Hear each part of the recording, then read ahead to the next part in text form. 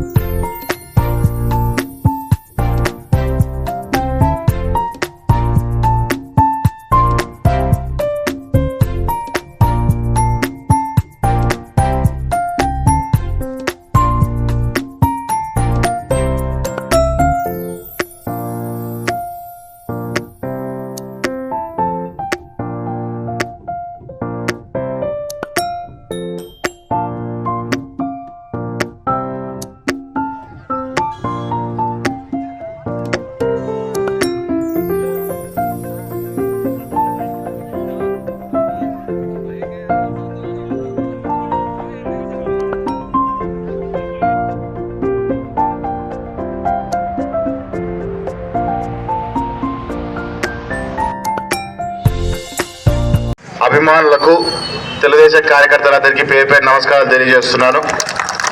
ఈరోజు మనమంతా ఇక్కడికి ఈ రకంగా కలిసి ఒక నాయకుడి వర్ధంతి కానీ లేకపోతే జయంతి కానీ ఇంత ఘనంగా ఒక అభిమానంతో ఇన్నేళ్లకు గాను ముందుకు నడిపించుకుంటూ రాగలిగిన ఈ రాష్ట్రంలో ఉన్న ఏకైక నాయకుడు నందమూరి తారక రామారావు గారు అనే విషయాన్ని మనమంతా గుర్తుపెట్టుకోవాలి. ఇంతవరకు నందమూరి తారక రామారావు గారు రాజకీయాల్లోకి ఏ పరిస్థితుల్లో వచ్చారు, ఏ రకంగా తన మార్పుని ఈ రాజకీయ మార్పుని ఈ రాష్ట్రంలో చూపించారనే విషయంగా పెద్దలందరూ కూడా చెప్పడం జరిగింది. ఇక్కడ ఉన్న వాళ్ళందరికీ కూడా స్పష్టంగా తెలిసిన వారు, దాన్ని అనుభవించిన వారు, అంటే ఆయన తీసుకొచ్చిన ప్రతి మార్పు మన జీవితాల్లో ఒక మార్పుని తీసుకొని వచ్చింది. ఈరోజు మనం ఈ రకంగా నిలబడుకున్నామంటే అది పెద్ద చలవే అనే విషయాన్ని కూడా మీరందరూ ఒకసారి గుర్తుపెట్టుకోవాల్సిన అవసరం ఉంది.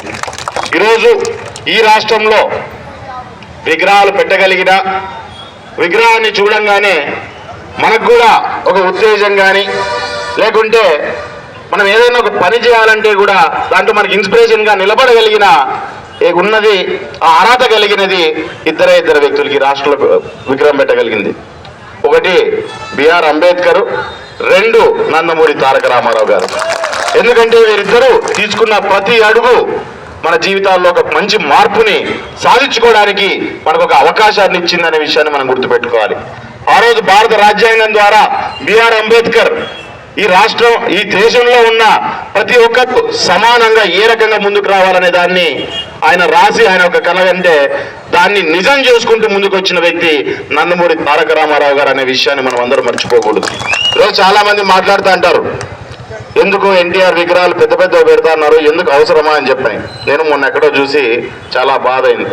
మాట్లాడేటప్పుడు ఏం చేసినారు ఎన్టీఆర్ అని. ముందు ఎవరైనా సరే ఎన్టీఆర్ గారి చరిత్ర తెలుసుకోకుండా, ఎన్టీఆర్ గారు చేసిన పని నుంచి ఈ రాష్ట్రంలో సామాజిక మార్పులు ఏం జరిగాయని తెలుసుకోకుండా ఈ రకంగా చాలా మంది మాట్లాడుతుంటారు. కానీ ఏ పార్టీలో ఉన్నా ఎన్టీఆర్ని ఒక నాయకుడిగా, మహానాయకుడిగా గుర్తించగలిగిన ఏకైక వ్యక్తి. పార్టీలతో సంబంధం లేదు, ఏ పార్టీలో ఉన్నా సరే ఎన్టీఆర్ తీసుకున్న ప్రతి అడుగులోనూ మా జీవితాలు కూడా మారాయని చెప్పి పార్టీలకు సంబంధం లేకుండా ఒప్పుకోగలిగిన నాయకుడు నందమూరి తారక రామారావు గారికి సంబంధించిన వ్యక్తి కాదు. ఈ రాష్ట్రంలో ఉన్న వెనకబడిన ప్రతి తరగతి వ్యక్తికి ఆయన వాళ్ళకి సొంతమైన వ్యక్తి అనే విషయాన్ని దయచేసి అందరూ గుర్తుపెట్టుకోవాల్సిగా కోరుకుంటూ, జోహార్ నందమూరి తారక రామారావు గారికి, జోహార్ ఎన్టీఆర్, జోహార్ ఎన్టీఆర్.